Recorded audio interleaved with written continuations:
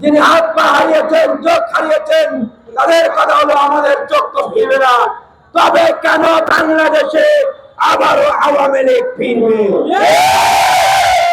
তবে কেন জাতীয় সংসদে আবারও এই খুনি গণহত্যাকারীরা, এই লুটপাটকারীরা এবং যাদের দেশের আওয়ামী লীগ জাতীয় পার্টি অন্যান্যরা আগামী নির্বাচনে অংশগ্রহণ করবে?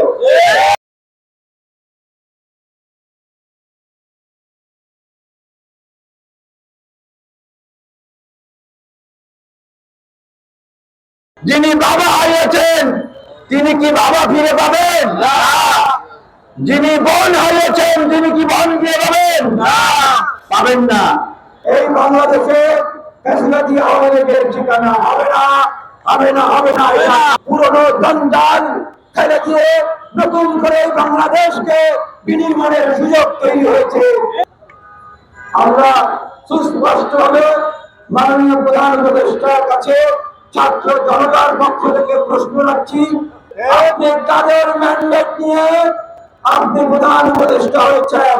এই শহীদদের ম্যান্ডেট হচ্ছে আওয়ামী লীগ সহ গণহত্যাকারী এবং তাদের দোষররা আগামী নির্বাচনে অংশগ্রহণ করতে পারে না।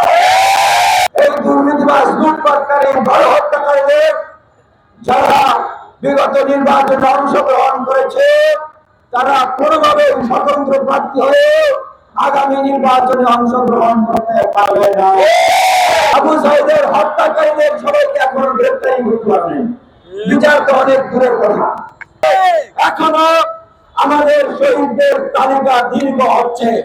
আওয়ামী লীগকে জামাই আদর করে একটা নিয়মতান্ত্রিক প্রক্রিয়া করে তাদেরকে ফেরত নিয়ে আসার একটা নিয়ম কিভাবে এই উপদেষ্টাগুলো নিয়ে হচ্ছে।